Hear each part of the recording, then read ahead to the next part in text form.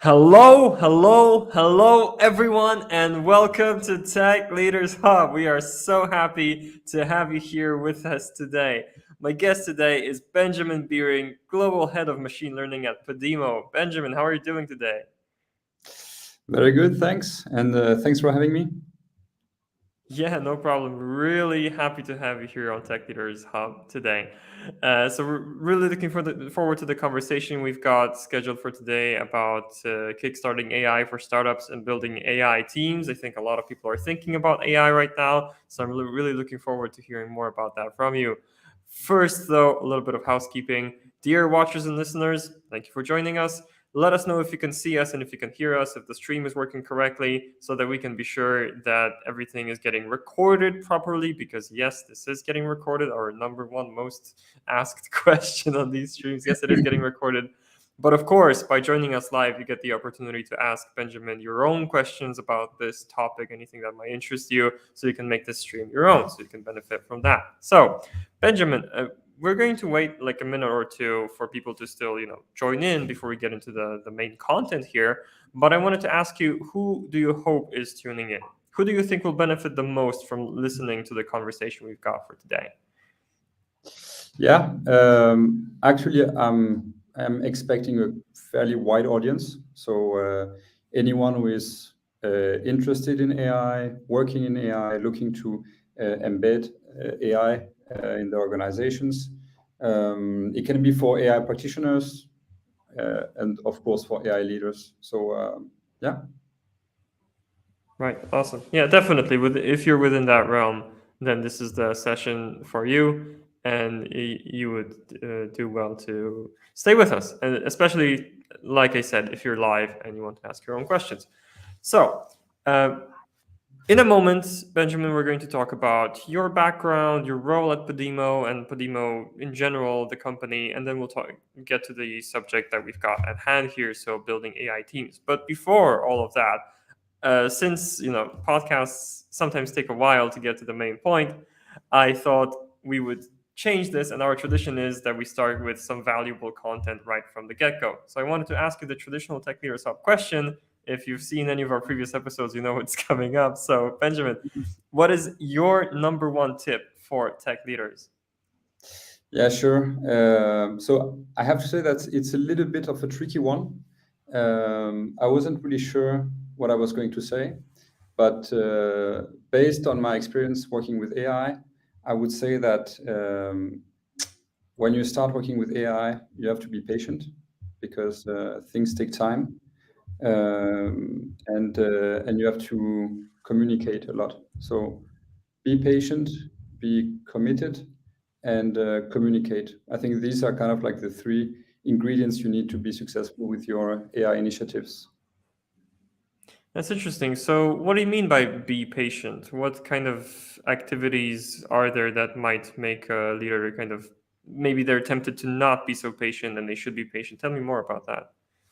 Yeah, be patient in the sense that from the moment where you have an idea, right, that you want to turn Mm-hmm. into a product, and you realize that you may need AI to do that, it's going to take quite some time, right? So uh, being patient in the sense of realizing that things take time to like establish the right level of resources, the right Mm-hmm. processes, going from zero to something, right? Mm-hmm. And I think sometimes people want to see fast results, right? Or Mm-hmm. they don't want to take so much risk.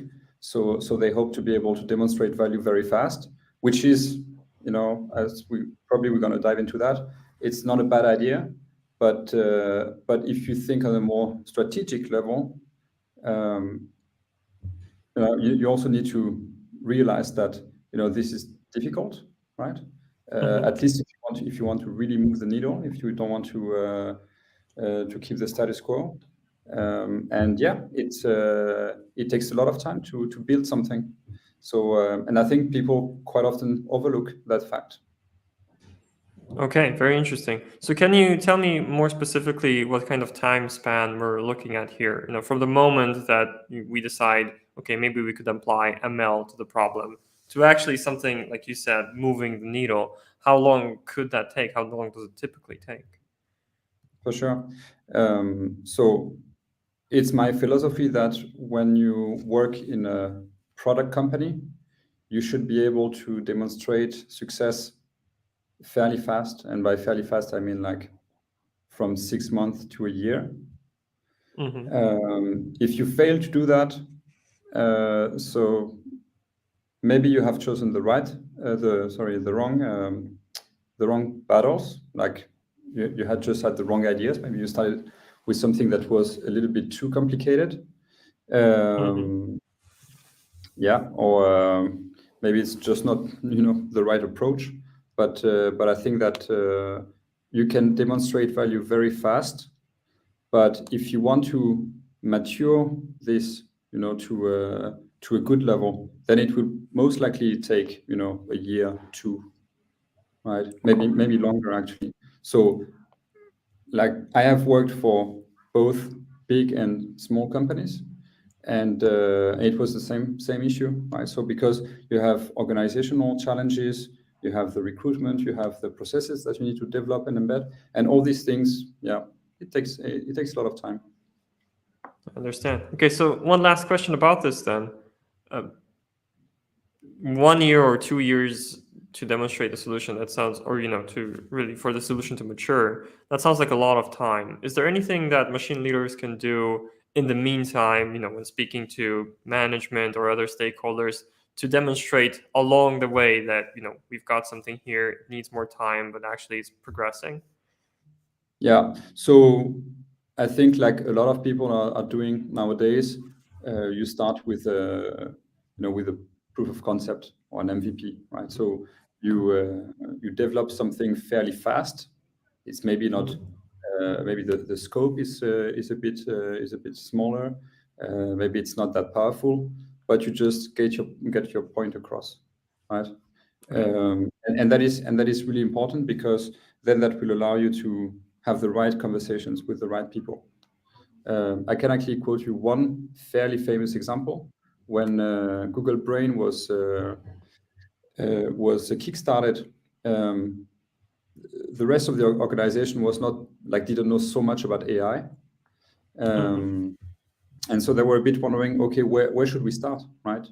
And they decided to work with speech, right? So to improve the speech recognition system, because it was not something that was super critical, and it was not too hard to achieve, but still they would be able to demonstrate value in a fairly short amount of time, right? And they could actually increase the accuracy of the speech to text system by quite a lot, right? So they got the wow effect, they got to demonstrate value fairly fast, and then they kind of gained momentum within Google, and then they could start like different projects. So Okay, I think right. that's definitely a really good approach. It sounds like for your first project, for that first impact, you really need to pick something manageable and also measurable to be able to make a case for yourself for the future. So Exactly. that's very Yeah. interesting. And then we can dig more into that as we progress through the stream. For now, though, thank you for answering the traditional question, definitely. And it's a very nice answer, nice and well structured. So, like I mentioned, in a second we'll get to the main topic, which is building AI teams. But before that, can you tell our audience a little bit about yourself and about your work at Podimo and Podimo in general? Yeah, sure. So I have a master's in physics. So I was actually a physicist, if you will, from an engineering school. Then I did a PhD in computer science. So that's so very scientific background. And then I started working in digital agency, where I got to learn a little bit more about the digital world, which was kind of at the time when I wrote my PhD, like back in 2012, people didn't really, weren't aware about the wealth of data that was available from the internet, right? That you could actually apply to machine learning. And I think that's a bit around that time that customer analytics, all these kind of algorithms started to came out, and that's also when my interest in like using web data with machine learning started to appear. So then I worked for eBay, and so it's an e-commerce platform. So that was like a perfect match to start like working on machine learning products with customer and web data. And I also worked on machine learning product from a product side, not from a data scientist, but from a product side. So but yeah, maybe this is also something that I can explain a little bit later, like the differences between big companies and startups. But I wanted to try different things, right? So I went to a startup, and I worked as a consultant in data science and machine learning. And so I worked on a variety of projects for big companies, small companies, and then eventually I moved to a product company, which is Podimo. And just to give you a couple of words on Podimo, it's a podcast company with the ambition of becoming the Netflix of podcast. So basically, we are like producing our own podcasts. We also have production companies producing podcasts for us. Some podcasters become exclusive with us, so like you can only listen to the podcast if you're on Podimo. And it started out from Denmark, and then we have launched in Germany, Spain, Norway, Finland, the Netherlands, and Mexico, and soon in Poland as well. So Okay, awesome. like mostly European based, right? And yeah, so producing a lot of content, and we have a lot of engagement. The podcasting world is like really booming, or has been booming for a couple of years and is still continuing. Yeah. So that's really good. I mean, we are here on a live stream, which is going to be turned into a podcast later. So yes, you could say that. We started our own show here just over 2 years ago, and ever since then we've been also in the audio space. I'm really rooting for Podimo and for your success. I hope you're going to. Yeah, I hope you're going to beat the idea of podcasts out of Spotify's head. They're going to just retreat from that space because I'm sorry, I use Spotify for music. I don't need anything else on there. It's just a distraction. Sorry, pet peeve. It's quite unlikely because there are just so many users interested in podcasts. So I think it's too much of an audience, too much of a business opportunity to be ignored. So I think they're here to stay. Yeah. I mean, of course, yes, I understand. I rant about it every chance I get. So I guess I had to say that here. All right, cool. So, and at Podimo, what can you tell me about the team you're leading and your role there? Yeah, sure. So Podimo is actually a scale up. It was started at 2 years ago or 2.5 years ago. And I was hired as the head of machine learning from the start, and there was no team, so I was the first one being hired in that space. Nevertheless, and this is what made me join the company, is that I knew that they had a really good data foundation, right? So the data department was very small, but it was very experienced and fairly mature, I would say. So I had a discussion with the chief data officer, and I could understand, from our discussion that it was going to be like a really good playground for AI initiatives. And since my previous position was to work as a consultant, I knew that a lot of companies, and I cannot emphasize that enough, have really, really bad data foundations. It's a complete mess. And usually the older the company, the more kind of technical debt they have with data. Like it's basically, growing into a giant mess that is completely unmanageable. And for data scientists, that's really a nightmare. So, sometimes cliches are true. And like when I was a consultant, yes, we were spending a lot of time cleaning data. It's really sad, but that's when you want to get a job done that requires to get this and that data in place, and you don't have it in place, then you have to do it, and that's really really annoying and time consuming, and yeah, not very productive, right? So that's the main reason why I decided to join Podimo, is because I knew they had really good data. They are like data natives because they're extremely data driven. And so yeah, that was the main motivation. So then actually I was the only one, and I couldn't get people on my team right away. So actually I had to start producing data product on my own. So being my own boss and deciding what I wanted to do. So I focused primarily on recommendations, because as you know, Spotify, Netflix, all these content platforms, they have really good recommendation strategies. They recommend content in so many different ways, right? You have so many like AI powered galleries. And at that time we didn't have any kind of recommendations, just like classical editorial ones. So that's what I did, and but that allowed me to discover the different departments of the company, talk to the people, and try to start to understand the business, the users, the content, and so I got to discover the underlying mechanisms of Podimo that way. And that was really good.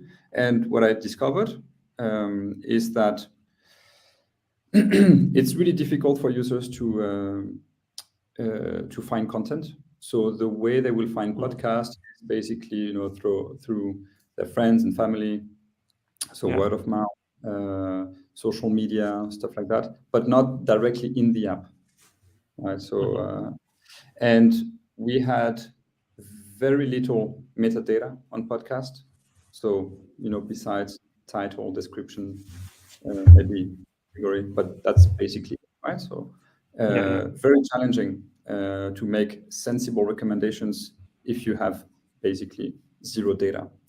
So, and that's a bit where the AI journey started at Podimo. We decided, okay, we have to go big. We are going to transcribe the whole thing. Right? Wow. And but we had zero money. Oh no, I don't want to say zero money, but at least we didn't have budget that was prioritized for this initiative, right? So we decided to go for a public grant from the Innovation Fund in Denmark. So just to be able to hire the people to be able to work on this topic, and we got it. So then I could hire a couple of data scientists, and we started the journey of personalizing, the app, the customer journey, the content on Podimo. Okay, I understand. Wow. So it definitely sounds like what we're going to talk about, the topic that we've got here today. That's something that you did this in practice, right? And from what you told me before we went live, more than once. So I want to dig into that.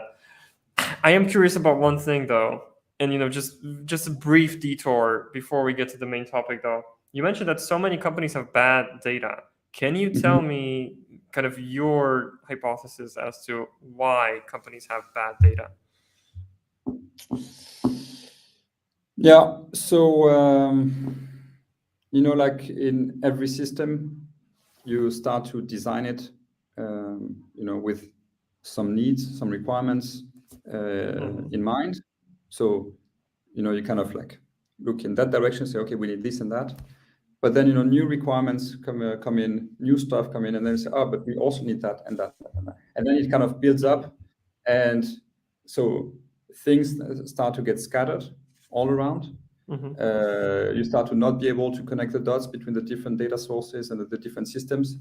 And this is basically what we have noticed in like a lot of companies. They have really old data, for example, that only that one guy can understand, because there is so much meta information to know to be able to interpret the data, that if you don't have that guy, you will not understand what the hell is going on in the data. Right? So basically, if that guy quits, you can throw away the data. Sometimes they do migration projects, which are really very expensive, very time consuming, and sometimes it helps, sometimes it doesn't. Right? And also, like, if you have data scattered across different systems, then it becomes really complicated to bring that to like, just in one unified view. And of course, the technology has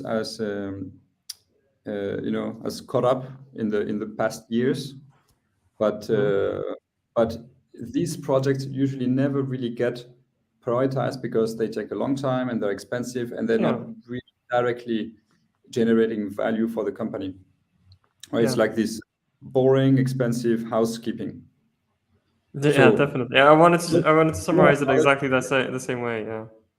Right, but it's really it becomes very difficult for data scientists to do their job in such an environment. Okay, yeah, I understand that. Okay, so thanks for expanding on that. I feel like that sounds like something we could spend an additional hour on easily, just that quality of data thing. But okay, let's try and tie this back to our main topic then. So, let's kind of start this whole journey of building an AI team right from the start, and right from, how do you actually decide that you might want to build a machine learning team? So I suppose my question here is, how, if you're at the point where you're thinking, I might want to do machine learning and build a team for it, at that point, what questions should you ask yourself? Well, I would definitely start with, wondering, do you actually need to build the competencies in-house? In the sense that, is it really core to your business, what you actually want to achieve, right? Because if this is something that is that you need, but that is not really strategic for you, you might want to just buy it from somewhere else, right? So if you start an AI team, it means that they are going to develop stuff that is going to be that is going to give you an edge, right, on the market. Because otherwise it's too expensive, and it's not really worth the effort. So that's the first thing. The second thing is, what are the problems that you are actually trying to solve, right? So we said that the title of this podcast was "The Easy Way." By easy, I mean pragmatic. So, and pragmatic in that case means thinking about concrete products, concrete ideas that you want to work on. And then once you know exactly what you want, you need to also make sure that it fits quite well with the company strategy, right? Because this is also something that is extremely important, is to be aligned with the company strategy. And I think these are kind of like the starting point.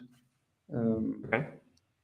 Yeah. So you start basically from the idea, from the product, figuring out how do they fit in the strategy, and you work your way from there. So what I got from what you said is that you also have to check that the problem that you're thinking of solving is the right problem, that it actually fits a machine learning solution. So can you tell me more about what kind of problems are a good fit for a machine learning solution? Yeah, sure. So, I mean, the different ways people use AI, right? So you can either try to automate stuff. So basically, it's cost-saving initiatives. Right? So a lot of things that you do manually, you want to automate to save hours, so like man hours. You may want to use AI to create product features. right?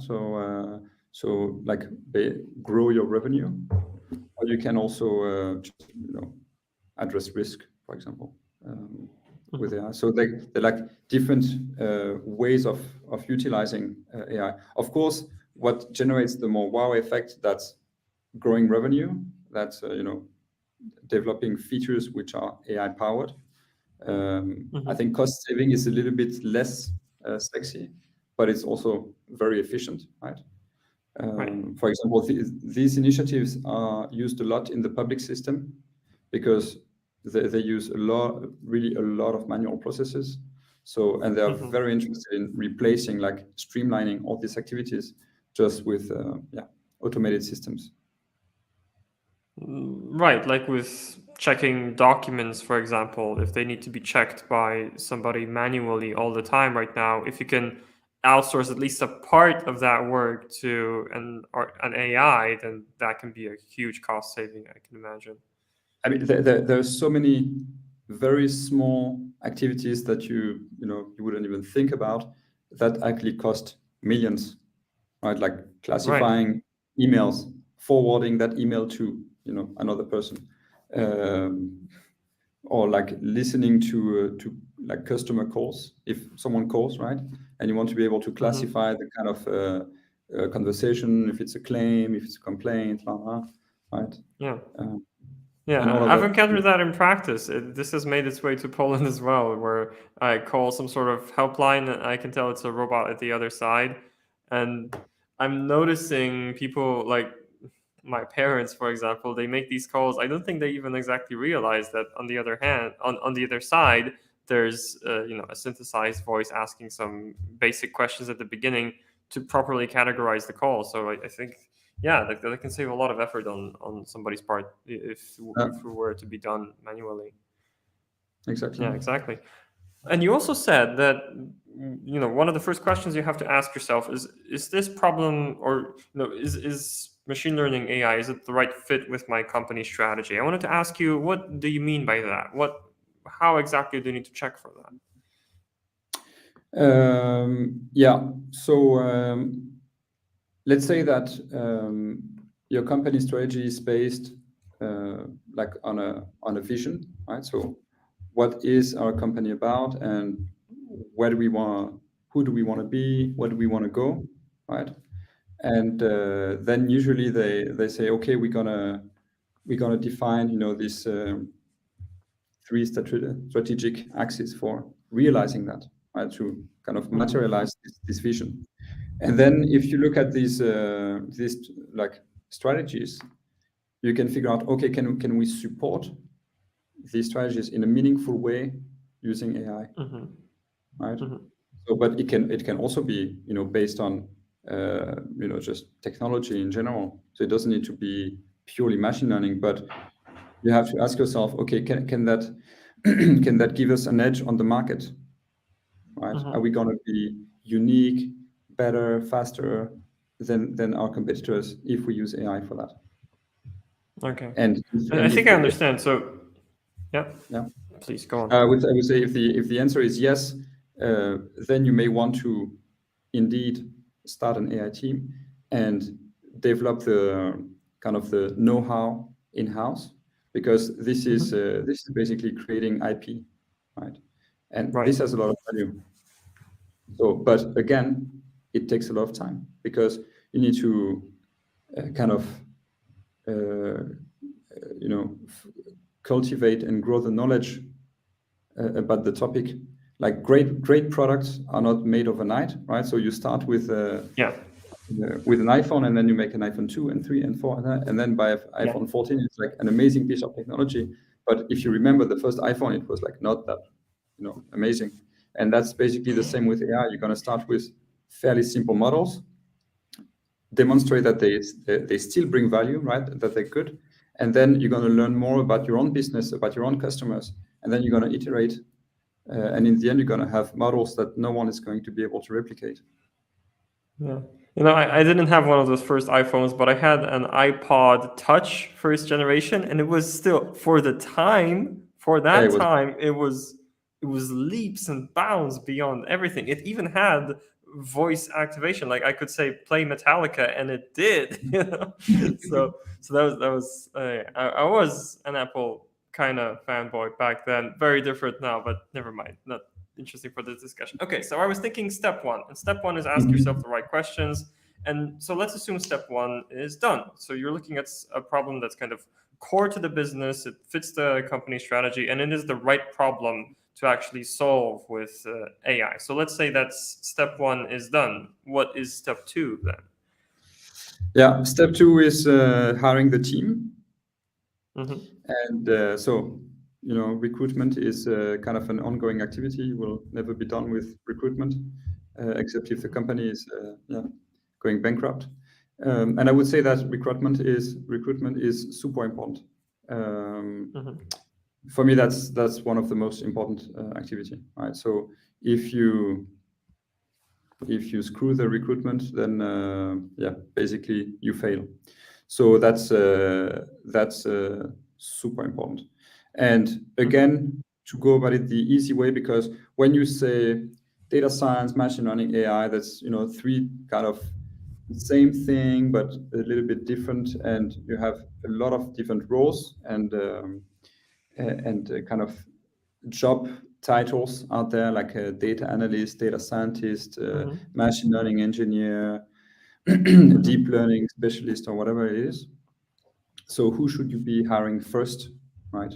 And should you go for like a PhD with in machine learning or something like that, or more like a business analyst kind of type? So that's a little bit difficult, right? It depends. It depends on the context, on the company, on how much budget you have, where you are. But in any case, what's true is that you are going to have to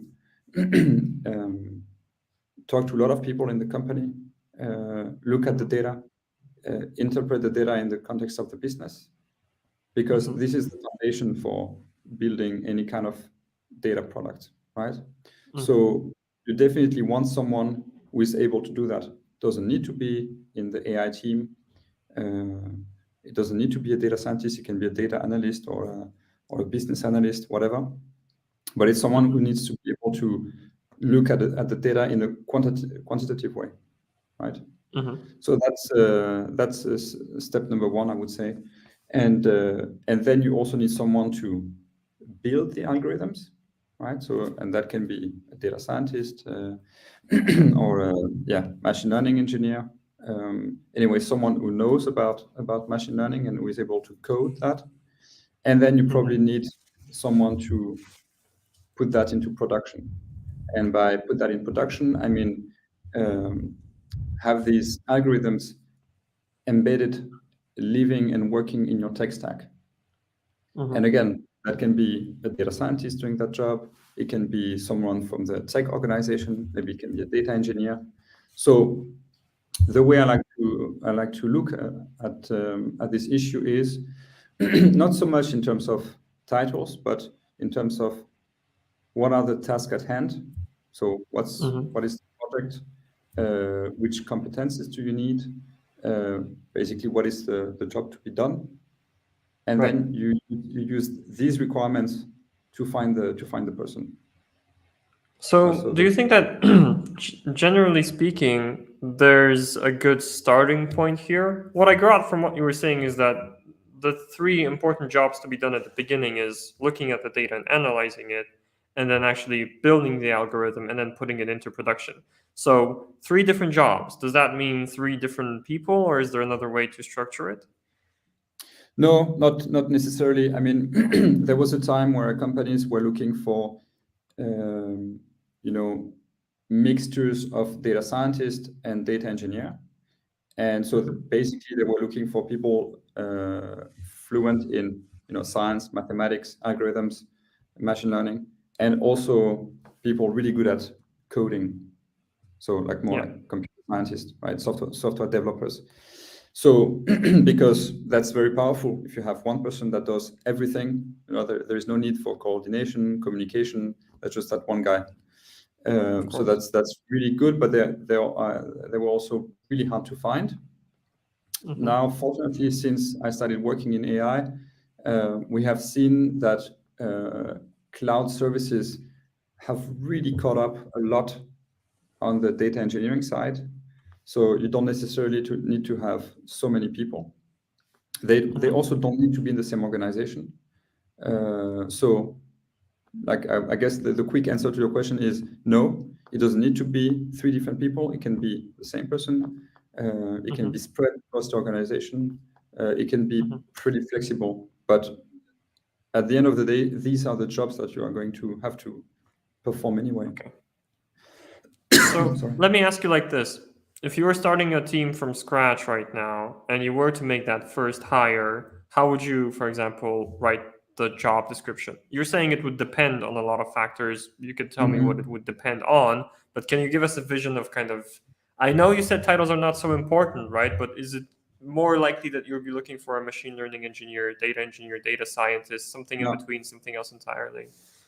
Yeah. So the way I would go about it is to look at the project and think, okay, if my budget is limited and I really need to hard prioritize the next hire, who should that be?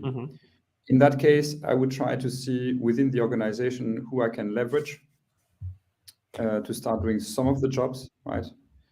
So it can be that in the business unit, there will be someone able to help me with the data. In the tech organization, someone able to help me on the engineering side. And I would look like, okay, who should be the person that will deliver as much value as possible? Basically, who is going to be able to execute the most on the project? So you're looking to find a profile that will be an enabler, right? So if you basically remove that person from the equation, it doesn't work. I understand. So you're looking at what's already there, and that way you identify kind of the exact gaps, and then the person you're bringing in is supposed to fill in those gaps and make the whole machine complete. Exactly. Yeah. Okay. So And like I think I would definitely advertise on the key points. Like don't focus too much on the tooling. For example, I mean I see on recruitment is really difficult, and so that's why there are so many companies offering the services. And I see on a lot of job applications like requirements for experience and tooling, and I think these are, in my experience, they're kind of useless. What you should focus on primarily is problem-solving capabilities. So if you have that problem at hand, will this profile be able to solve that problem, right? And then it doesn't matter if they don't have so many years of experience, or if you're on the Google tech stack and they only know Azure or Amazon, whatever. But you're looking to find someone who will, solve problems. okay. So that's the way I usually go about it. Okay, I understand. So don't focus so much on the tooling, is what I got from what you just said. Do you have? I'm wondering if there's a particular type of person or personality or type of kind of approach that you're looking for in these first hires. Is it different hiring the first person as opposed to the 5th or the 10th? That's a very good and tough question. At the same time, I haven't really reflected upon that, to be honest. I think the very first person you hire, so for example, for Podimo, that would be me. That's important because I am the one, working with the AI strategy. I am the one advising on which products we can implement, how, at which pace. So that's kind of a critical hire. Then I would say for the team, I think that might be, a little bit less critical. Like I wouldn't say that I would have different criteria as the team grows. I cannot envision a situation where that would be the case. Yeah, I think that's in short, that's my answer. I think I would apply the same protocol for hiring. Okay, Yeah. I understand. So I'm curious actually about your protocol for hiring before we get to the rest of the topics, or the Sure. rest of this topic that we've got for today. What do you say is the most important part of your hiring process? Is it some sort of question during the interview that illuminates a Mhm. lot? Is it some part of the process that really changes a lot? What is working Yeah. for you here? Yeah. So basically, so for me, what is the most important is to understand.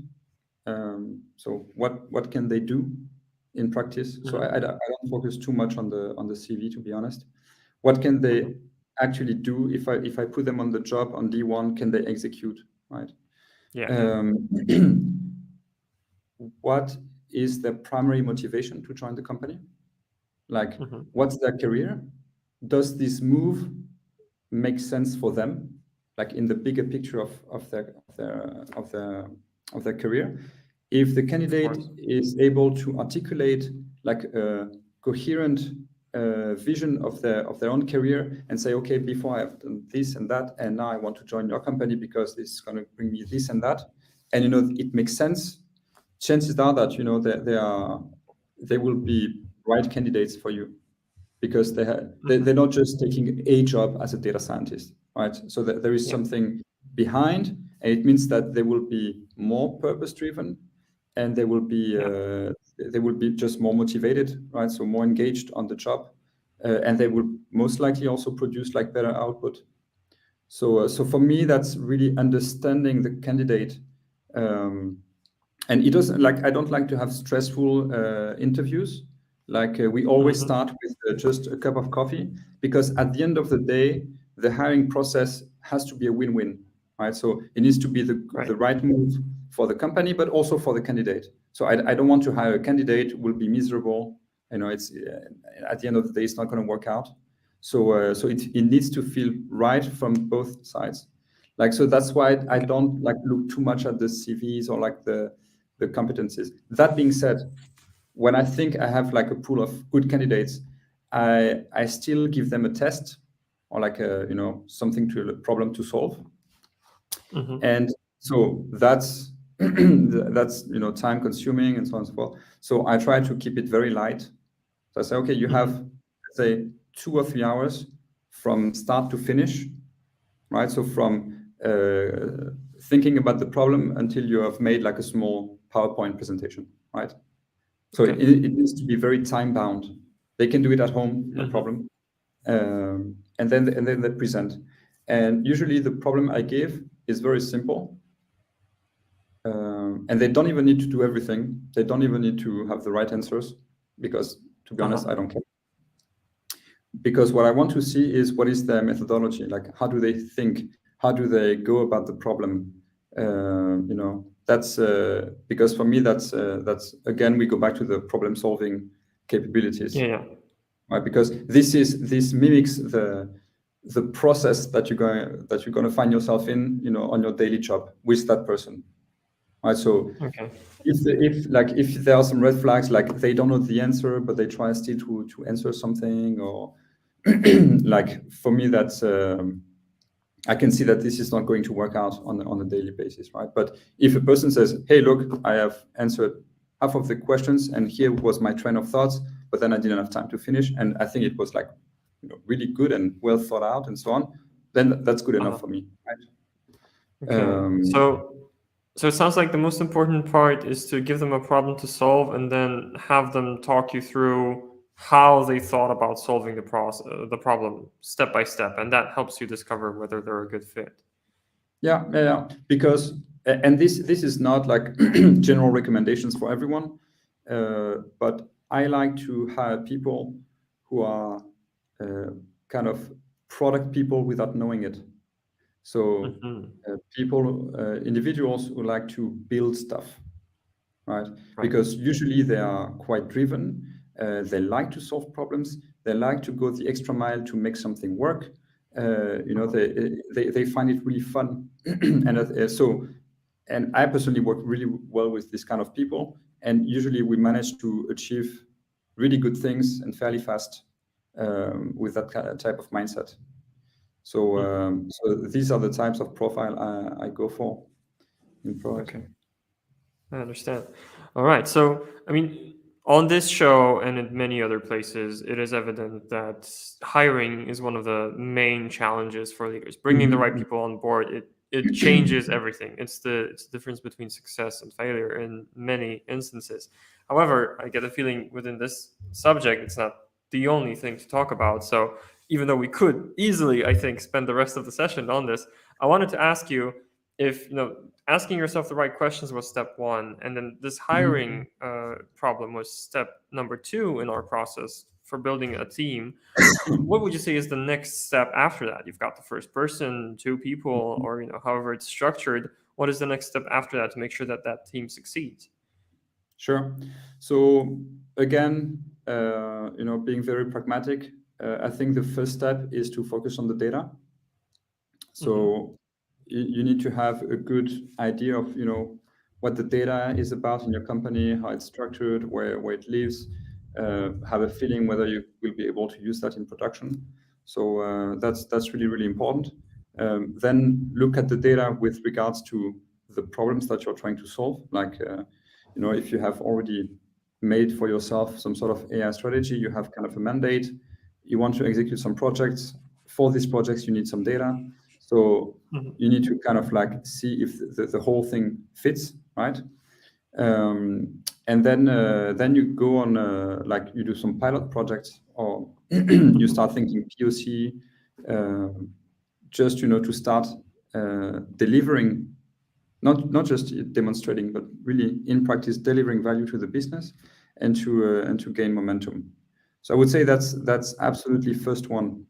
At the same time, as a tech leader, I think that's a really good idea to find some, I wouldn't say some leverage because it has a bad connotation, but some kind of sponsor in your company. So Right. someone who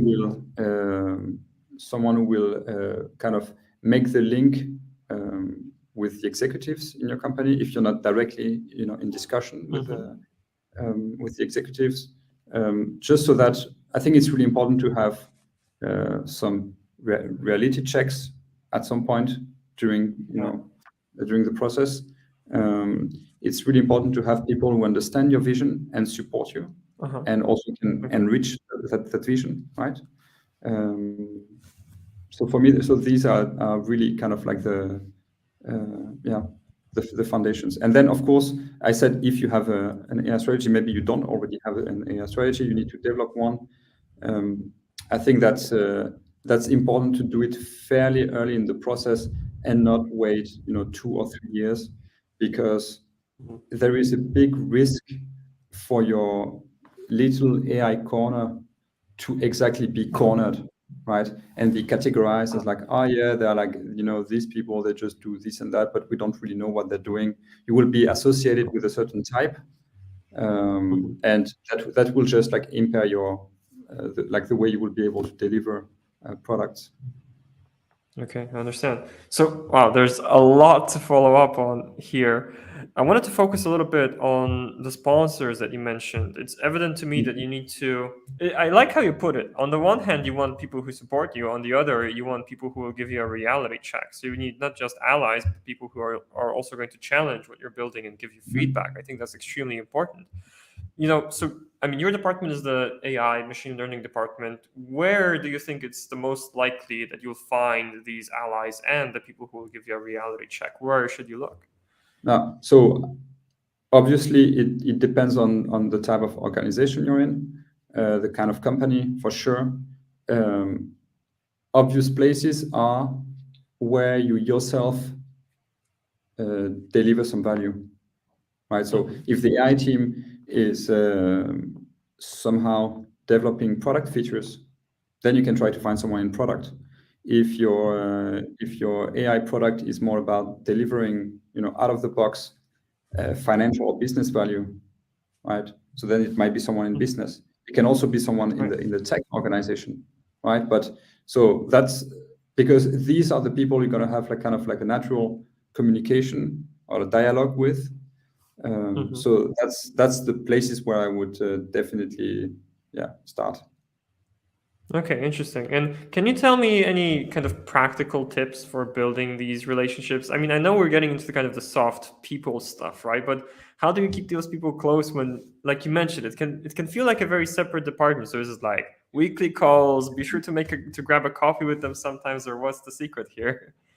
So I would say in a startup, it's pretty easy because it's a small organization, Right. right? So as you say, maybe you just need to go and grab a cup of coffee. That's not that Yeah. difficult. I think being curious, right? So asking the right questions, and it sounds stupid, but it's actually not that easy because you need to kind of envision what's important, you know, for your counterpart or for your Yeah. potential sponsor, right? So what do they care about? What do they think about? What's important to them? And you need to be Yeah. able to ask about that and be curious. So for me, that's how I would go about it. In bigger organizations, however, that's like way more difficult. But I think you had a podcast about that actually. Yeah, I mean, we now have a lot of episodes about a lot of things. I wanted to just touch upon, being curious and asking questions. I could not possibly Absolutely. call that stupid in any way. It's what this show is built on. So, yeah, it definitely helps, and it can help you learn a lot, as I found out being the host of the show. So, the next thing that caught my attention here that I'm curious about actually is you said that you need to build the AI strategy fairly early. So I wonder what you mean here when you say AI strategy, because obviously you had to present the case when you started, but then building the strategy, what does that mean? What does that look like? And why are you saying Mhm. about the AI strategy that it can be long term, even 2, 3 years down the line? Sure. So like there is a framework that I have been using in big organizations like eBay, uh, smaller organizations, my previous startup, this startup, which is called OKRs. Right? So it's Hmm. objectives and key results. I think it Hmm. comes from Google. I don't want to say anything incorrect here. And basically, so an objective is more or less like where like the big ambition that you want to realize, right? So, Yeah. and then you have, in order to realize that, you need to achieve some key results, which have to be really measurable, right? So it's something that you Right. can that you can say, okay, I achieve 60%. Hmm. And so, like when the company already has set some OKRs as part of their strategy, so you know what the strategy of the company is, that will inform you on, okay, if the company has this big objective, this strategy, and they want to Right. realize it in this way and that way, how can I support that with my AI Right. initiatives? Are there going to be any kind of synergies between these? Right. So Right. because at the end of the day, the company is a whole and wants to grow. So it's a group effort, right? Right. So I was, and this is exactly what we are doing at Podimo. We start from the top, and then we see how can the different departments uh, help to lift the bulk of the work, right? So, but Yeah. like if your AI initiatives and your strategy is like completely different from the one from the company, then you Hmm. might ask yourself if these are the correct ones, right? Right. Um, Yeah. but basically, the strategy is like the mid to long term vision, and then the Hmm. key results are like means of achieving this, right? Right. Um, Yeah, I think, an image that this puts in my mind is, for example, as an AI leader, you're doing a presentation to the higher ups, maybe to the board. I suppose it's a good idea to just put the text of the OKRs somewhere on those slides and say, okay, this is the objective. Here's how we're supporting it. If these key results is what we're after, here's how we can make those numbers move in the right direction, move the needle, like you mentioned before, right? yeah, So yeah, and because that helps you. yeah, I'm sorry. No, please go on. No, I wanted to say that sometimes strategy can be a bit fluffy. I quite like the OKRs because it makes it very concrete, very Uh-huh. transparent. It really helps people focus on like why we doing that, right? So then they know exactly why and they know how. And the why and the Exactly. how, I mean, that's super important to build trust and transparency within the company. Okay. Yeah. Yeah. Exactly. So I think this but this approach is basically data driven. When you look at these metrics, I think it makes a lot of sense. It helps you build a stronger business case. Very much so. All right. Wow. I mean, I'm sad to say that we've only got like a few minutes left in the session. Watchers and listeners, if you have any questions about what we're talking about, now would be like the last moment to post one of your questions if you have them. Meanwhile, we had, I think, even more to cover today than we managed to. We should think about a follow up or something. But before we finish off, I wanted to ask you, I mean, obviously, this is a huge topic, right? Building an AI team. And there's a lot of different facets to focus on. There's a lot of different kind of threads you can follow here. So I wanted to kind of cut to the chase here by asking you, within this entire subject, what do you think is the most important thing, or something that you haven't mentioned yet? Let's go with that. Something you haven't mentioned yet that is also very important to keep in mind, and that the tech leaders listening to this should take away from this session and focus on. Sure. So, what I have discovered the hard way over the years working in AI is that you need to have the support from the management if you want to achieve anything. So that's extremely important, and therefore communication is super important. I think a lot of people working in AI, they like to nerd on stuff. They like to spend some time researching, developing stuff, and so on and so forth. And they actually they manage to achieve a lot, but they forget to communicate along the way. And that's why I'm saying it's so much better to just achieve that, but communicate a lot about this, because then you will get a lot of engagement from the rest of the organization. You will get a lot of feedback, and what you will build next will be much more valuable to the organization. So for me, the most important thing is really about communication, and finding the right leverages. The other thing that we didn't talk about, and that maybe we could have an entire session on, is how do you bring those valuable products in production?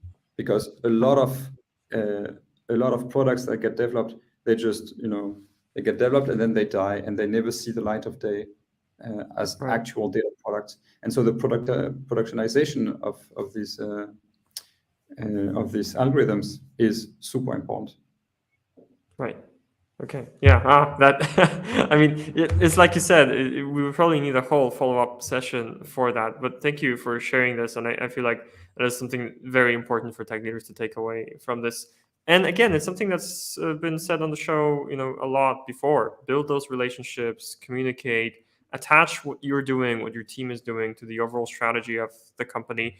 These are the things that I think leaders should constantly be reminded of, and I'm glad that our show is doing its part here to remind leaders of that.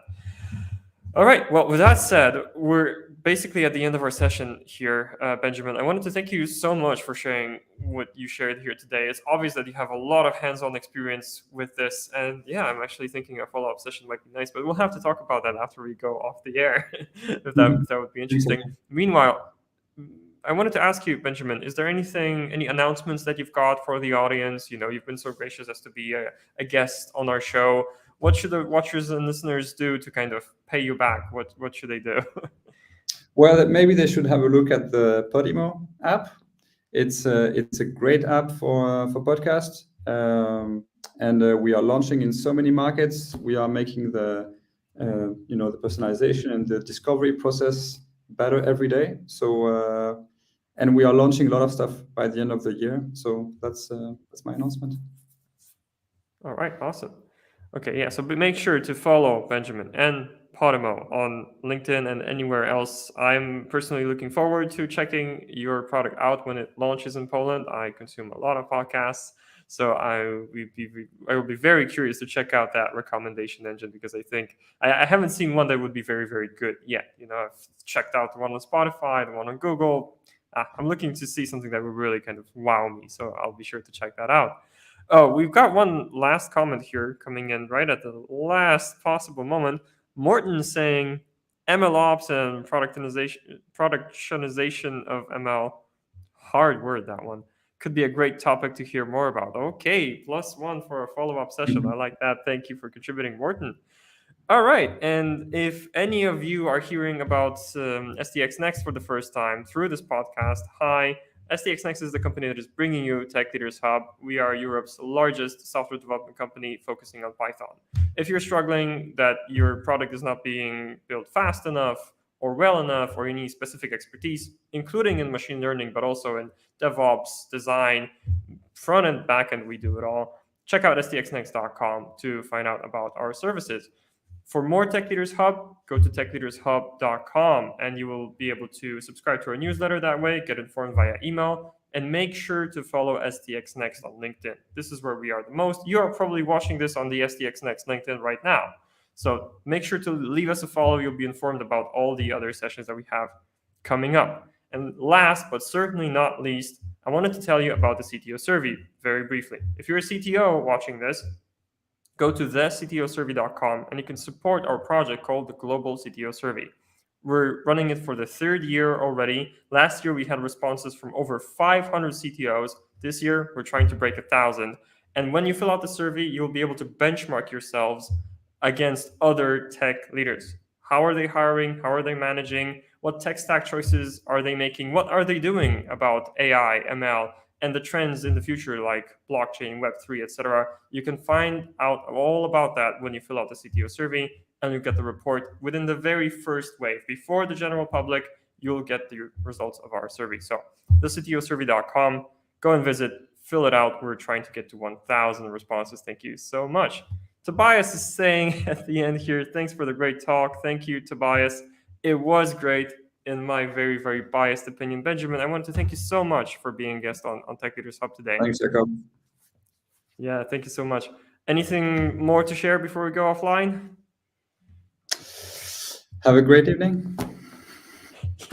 Yeah, have a great afternoon / evening / morning / day / night, everyone. We're going to end the broadcast here. Look forward to more Tech Leaders Hub coming your way soon. But for today, that's bye-bye from us. Thank you so much.